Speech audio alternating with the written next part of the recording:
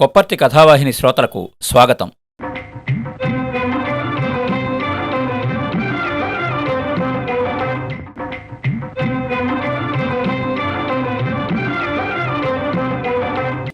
కథాభిమానులకు నమస్కారం. ఈ వారం మనం వినబోయే కథ భీష్మ నాతో పోరాడు. రచయిత్రి శ్రీమతి రాధిక. భీష్మ నాతో పోరాడు కథ.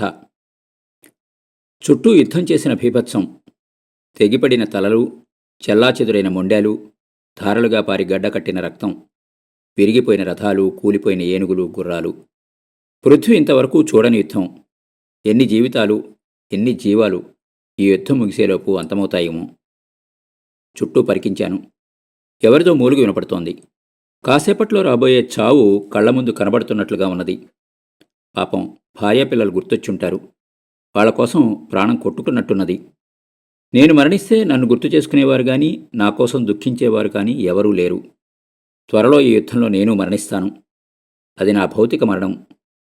నేనెవరో మొదటిసారి గుర్తించిన నాటి నుంచి నన్ను తుదికంటా నరికివేయడానికి ఎన్నో ప్రయత్నాలు జరిగాయి. ఎన్నో గాయాలు నన్ను బాధించినాయి. అన్నిటినీ తట్టుకుని ఈరోజు కోసం నా జీవేచ్ఛను నిలుపుకుంటూ ప్రాణాన్ని నిలబెట్టుకున్నాను. ఈ రోజుతో నాలో ఆ ఇచ్ఛ అంతరించింది. ఇన్నినాళ్ళు నాది కాని శరీరంలో నాదైన జీవితం గడపడానికి ప్రతిక్షణం పోరాడాను. ఇక ఈ జీవితం చాలు. నా జీవితం, నా అనుభవాలు, నేను ఎదుర్కొన్న అవమానాలు నా కళ్ళ ముందు దృశ్యాలుగా తిరుగుతున్నాయి. నా పుట్టుక నా తల్లిదండ్రులకు పరమానందాన్నిచ్చింది. తొలిచూల్లోనే మగపిల్లవాడు పుట్టడం వాళ్ల సంతోషాన్ని రెట్టింపు చేసింది. నన్ను భీష్ముణ్ణి మించిన యోధుణ్ణి చేయాలని, యుద్ధం జరిగితే భీష్ముణ్ణి నేనే ఓడించాలని నా తండ్రి కలలు కనేవాడు. విలువిద్యలో ఆరితేరి ఒంటి చేత్తో 1000 మంది వీరులనైనా ఓడించగలిగే భీష్ముడి గురించి వింటుంటే నాకు ఒడలు పులకరించేది. సుదూరం నుంచి ప్రయోగించే ఆయుధాలు అప్పుడప్పుడే వాడుకలోకి వస్తున్న కాలం అది. అప్పటి వరకు వాడుకలో ఉన్న ద్వంద్వ యుద్ధాలతో శారీరక శక్తి ప్రధాన పాత్ర వహించింది. కానీ విలువిద్యలో నైపుణ్యం, శక్తియుక్తులు, ఏకాగ్రత ఎంతో ముఖ్యం. అది అందరికీ సాధ్యం కాదు. అందుకే విలువిద్యలో నిపుణుడైన భీష్ముడంటే రాజులందరూ భయపడేవారు.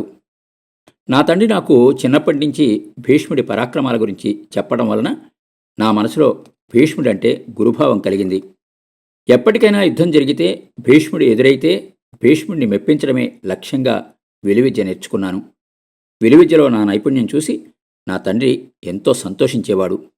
అతని ప్రార్థన మన్నించి పరమేశ్వరుడు భీష్ముడంతటి వీరుణ్ణి కుమారుడిగా ప్రసాదించాడు అని చెప్పుకునేవాడు.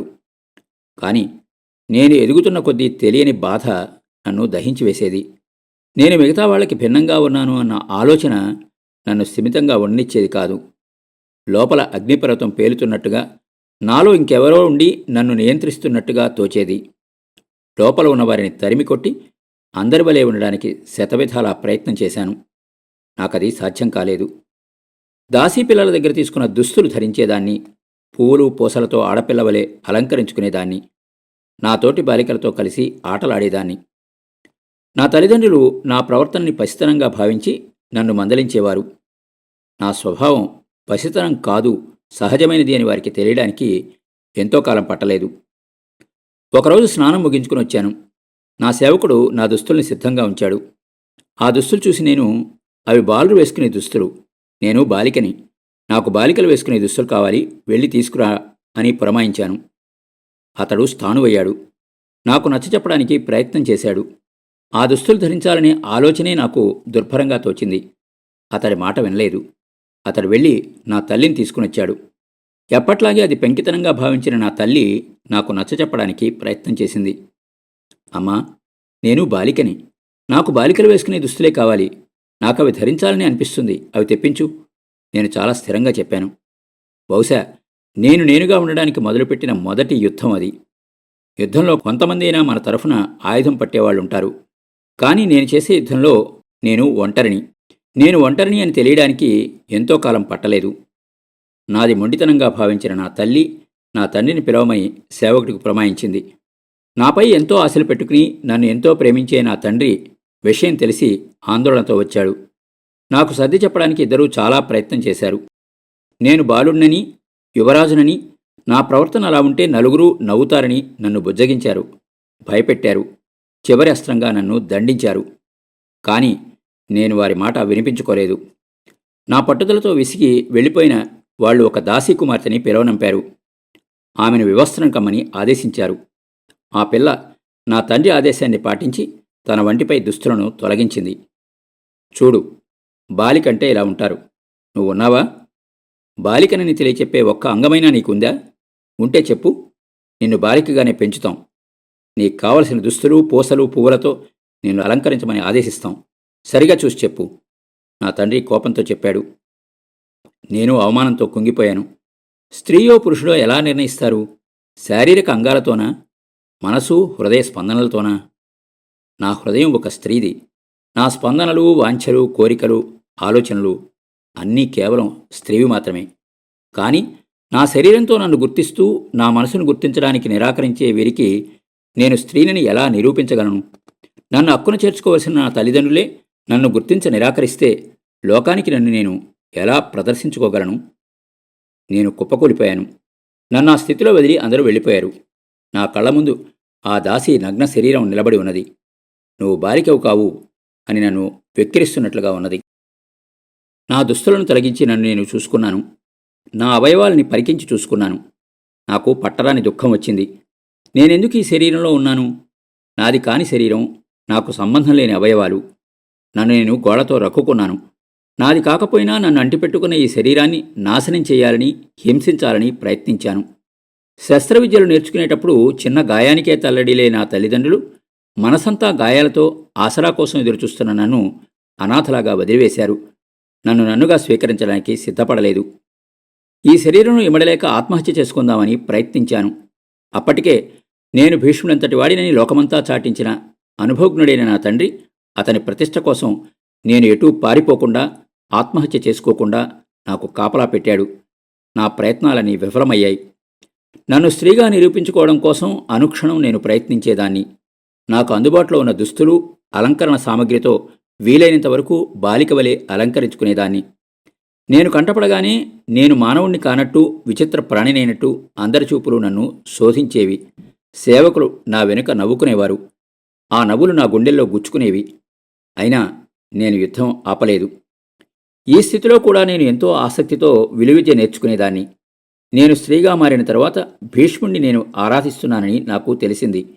భీష్ముణ్ణి చేరే మార్గం కేవలం విలువిద్య మాత్రమే. నన్ను నేను మరిచిపోవడానికి, భీష్ముణ్ణి చేరడానికి నాకు విలువిద్య ఆసరా అయింది.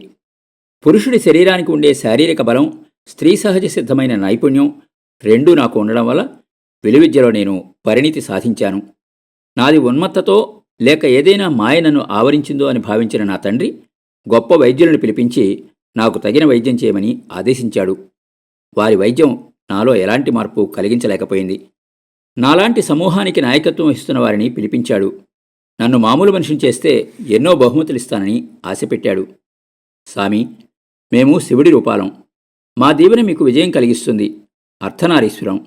మనసు పార్వతీదేవి అయితే శరీరం శివుడిది. మనసు శివుడిదైతే శరీరం పార్వతిది. శివుడే మీ ఇంట పుట్టాడనుకోండి అని ఆ నాయకుడు సవినయంగా చెప్పాడు. నా గురించి అందరికీ తెలియకుండా ఎలా దాచిపెట్టాలో నా తండ్రికి అర్థం కాలేదు. ఆంతరింగుకల్ని, జ్యోతిష్కుల్ని పిలిచి తన పరువు కాపాడే దారి వెతకమని ఆదేశించాడు. అంతా కలిసి ప్రపంచాన్ని నమ్మించే ఒక కథని అల్లారు. నేను పూర్వజన్మలో అంబను అని భీష్ముని చంపాలని ప్రతిజ్ఞ చేసి ప్రాణాలు తీసుకుని పురుషుడి శరీరంతో చేరి నా తండ్రికి ఈ జన్మలో పుట్టానని ప్రపంచానికి చాటారు. కొన్నాళ్లకు నా తల్లి కవలపిల్లలకు జన్మనిచ్చింది. ఒక బాలుడు, ఒక బాలిక జన్మించారు. బాలికని ద్రౌపది అని పిలిచేవారు. నాతో విసిగిపోయిన నా తండ్రి వారిని అల్లారుముద్దుగా పెంచాడు. చిన్ననాటి నుంచే ద్రౌపదిని అర్జునుడికి భార్యని చేయాలని కోరుకునేవాడు. ద్రౌపది అందానికి ప్రతిరూపం. నల్లటి కళ్లతో, మెరిసే వంటితో చూపలను మైమర్పించేది.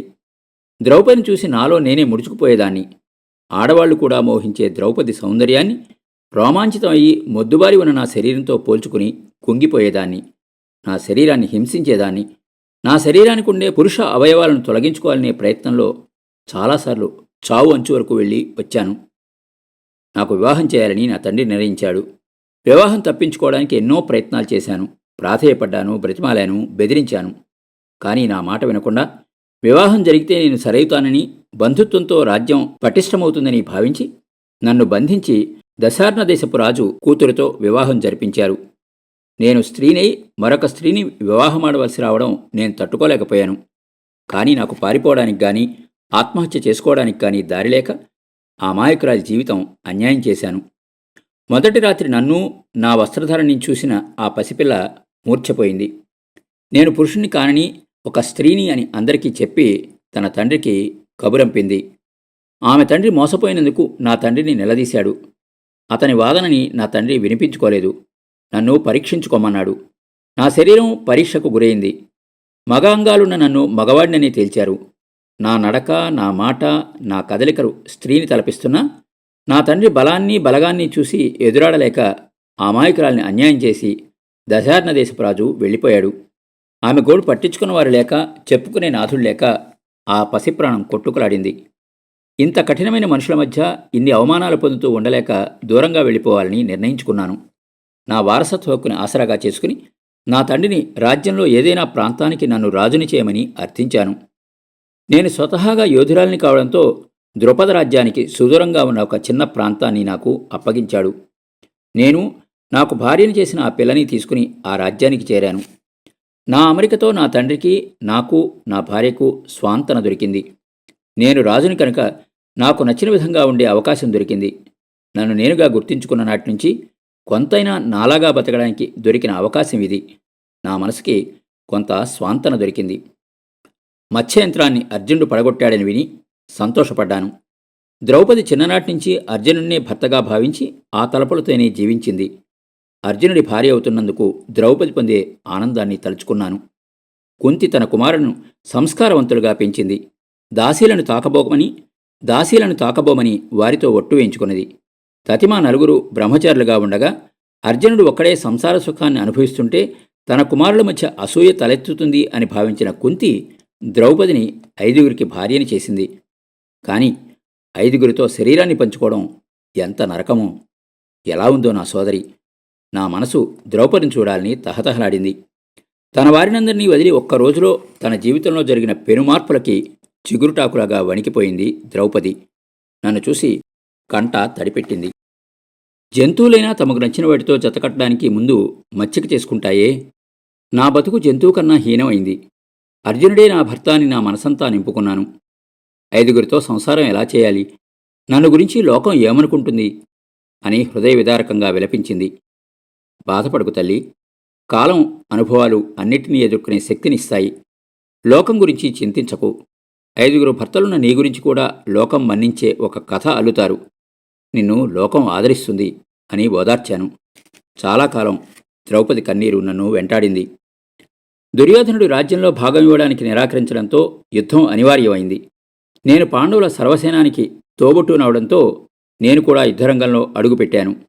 నా చిరకాల స్వప్నమైన భీష్ముడితో తలపడి నా విలువిద్యా నైపుణ్యంతో భీష్ముడి మనసు గెలుచుకొని లోకానికి నన్ను నిరూపించుకునే ఒక వరంగా ఈ యుద్ధం నా ముందు నిలిచింది. సైనికులు నా వస్త్రధారణని, నా హావభావాలను చూసి నన్ను గేలి చేయడం, వెకిలి నవ్వులు నవ్వడం నా దృష్టిని దాటిపోలేదు. ఇలాంటి అవమానాలు ఎన్నిసార్లు ఎదుర్కొన్నా ప్రతిసారి గాయం లోతుకు దిగుతూనే ఉంది. కాని నా ముందున్న లక్ష్యాన్ని తలుచుకుని మనసు దిటవు చేసుకున్నాను. నా యుద్ధరంగం ప్రధాన యుద్ధరంగానికి దూరంగా ఉండడం వలన నాకు భీష్ముడు తటస్థపడలేదు. రోజులు గడిచే కొద్దీ భీష్ముడిని ఎదుర్కొనే అవకాశం రాదేమో అన్న నిరాశ మొదలైంది. నిరాశను తరిమి ఓర్పుగా ఎదురు చూడసాగాను. నేను కోరుకున్న రోజు వచ్చింది. యుద్ధం మొదలైన 9వ రోజు రాత్రి నా సోదరుడు నా దగ్గరకు వచ్చి తర్వాత రోజు జరగబోయే యుద్ధంలో భీష్ముడిని ముఖాముఖి ఎదుర్కొనబోయేది నేనేనని, నాకు రక్షణగా అర్జునుడు కూడా నా రథం మీదనే ఉంటాడని చెప్పి వెళ్ళాడు. నాకు ఆ రాత్రి నిద్ర కరువైంది. చిన్ననాటి నుంచి నేను ఎదురుచూసిన క్షణం నా ముందుకు నడిచొచ్చింది. నేను ఆరాధించి గురువుగా భావించిన భీష్ముడి దగ్గర నా విద్యను ప్రదర్శించే అవకాశం వచ్చింది. ఈ యుద్ధంలో నేను మరణించినా నేను బాధపడను. భీష్ముడిని ఎదుర్కొనే క్షణం కోసం ఆత్రుతో ఎదురుచూడసాగాను. ఇరువైపులా సైనికులు మోహరించి ఉన్నారు. నేను, అర్జునుడు ఒకే రథాన్ని అధిరోహించి ఉన్నాం. యుద్ధం మొదలైంది. కృష్ణుడు రథాన్ని భీష్ముడి రథానికి అభిముఖంగా తీసుకువెళ్ళాడు. నా చుట్టూ ఉన్నవాళ్లు నన్ను ఉత్సాహపరుస్తున్నారు. భీష్ముడిని చంపడానికే పుట్టావు, ఈరోజు ఆ కార్యం పూర్తి చేయమని పలు రకాల కేకలు వినిపిస్తున్నాయి. అదుగో భీష్ముడు. నా చెవిలో అర్జునుడి మాటలు ప్రతిధ్వనించాయి. అర్జునుడు చూపించిన వైపు చూశాను. ఒక యోగిలాగా జీవితాన్ని గడిపి కనీసం దాసిని కూడా తాకని పరమనిష్ఠాగరిష్ఠుడైన భీష్ముడు నా కళ్ల ముందున్నాడు. ఆయుధం ప్రయోగించమని అర్జునుడు తొందరపెట్టాడు. వింటి నారిని సవరించి అమ్ముల పొది నుండి బాణాన్ని తీసి భీష్ముని వైపు ఎక్కుపెట్టాను. ఉద్వేగంతో నా శరీరం కంపిస్తుంది. నా గుండె చప్పుడు నాకు వినిపిస్తుంది. స్వేదం నా శరీరాన్ని తడిపేస్తున్నది. ఇంతలో ఏదో గందరగోళం చెలరేగింది. భీష్ముడు యుద్ధం చేయడంట అన్న సైనికుల అరుపులు లీలగా వినిపించాయి. నెమ్మదిగా తేరుకుని భీష్ముని వైపు చూశాను. భీష్ముడు ఎదురుగా ఉన్న నన్ను చూసి, వేడితో యుద్ధం చేయను అని ఆయుధం విసర్జించాడు. అప్పుడు నేను పూర్తిగా మరణించాను. నేను కొలిచిన భీష్ముడు నన్ను మనిషిగా గుర్తించక నాతో యుద్ధాన్ని నిరాకరించాడు. యుద్ధంలో ఎన్నో గుర్రాలను, ఏనుగుల్ని చంపుండొచ్చు. నన్నలా చంపినా నేను తృప్తి పొందేదాన్ని.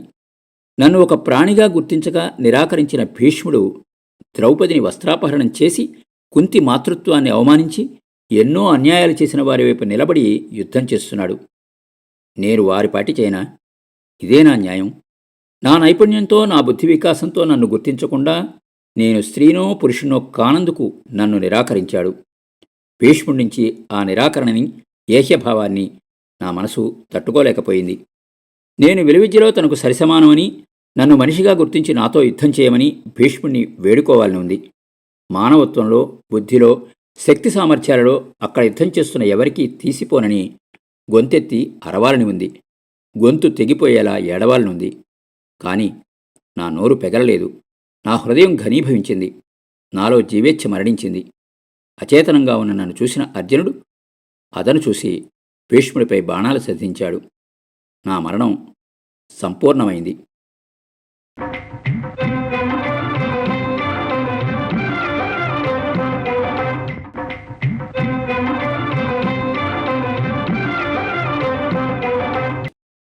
విన్నారు కదండి, భీష్మ నాతో పోరాడు కథ.